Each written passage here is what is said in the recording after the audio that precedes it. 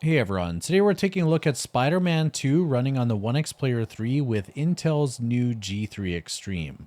So as usual, I'm going to be switching over to my capture card and I'm going to capture 3 settings at a time. If you're curious on how to read them, take a look at the screen right now, pause if you need to. This is basically how I'm going to have things laid out so it's easy to understand. As mentioned, we're going to switch over to the capture card, so let's take a look now.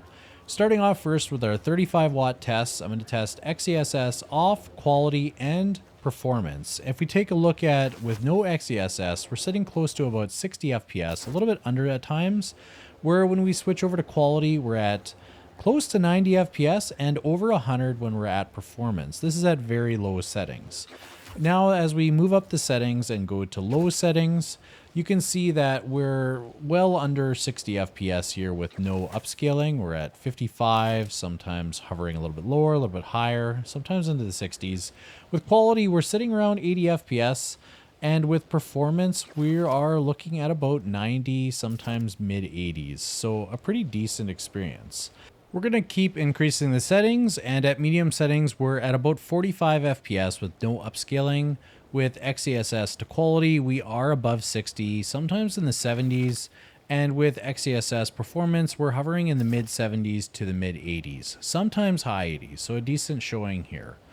We'll keep going. We're going to check out high settings next. And here we're just above 30 FPS with no upscaling, probably high 30s, mid 30s, sometimes 40.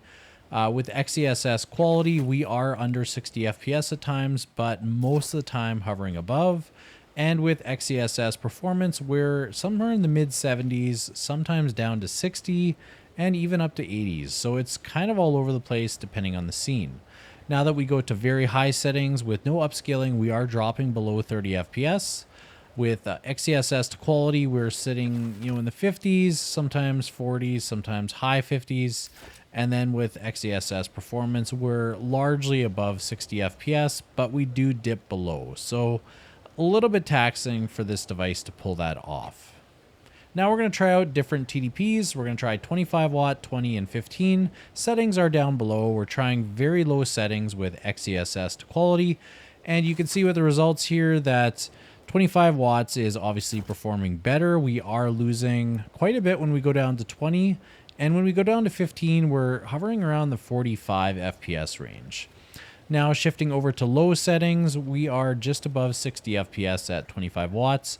We're at about 55, give or take, at 20 watts, and 15 watts, we're looking at about a 40 FPS experience here. So as we keep moving on, we're going to try out medium settings next. And with medium settings, it seems like we're not able to hold 60 FPS at 25 watt. It does dip below 50 FPS roughly at 20 watts, and we're looking at 40 at 15, and it does go up and down just a little bit here. So next we're going to try out high settings. This is probably going to be a little bit too taxing. We're at about 40 to 50 FPS at 25 watts. We're under 40 FPS at times at 20 watts, and 15 watts is barely holding 30 FPS. So it's probably not going to hold up if you get a really busy scene. And now we're going to try out very high settings next. And these, if you're looking for a 30 FPS experience, you might be able to lock that at 25 watts. It seems to be healthily above that. 20 watts, where we are above 30 FPS, but I have a feeling it may dip in some busy areas. And 15 watts, we're often under 30 FPS, so I would not recommend it. But that's going to wrap it up for this one. Just a really quick test of Spider-Man 2 running on the Onexplayer 3. Hopefully this gives you a better idea of what to expect for this device on Spider-Man 2. And if you're curious about other games, check out my other videos on this channel. I hope you enjoyed this video, and thanks for watching.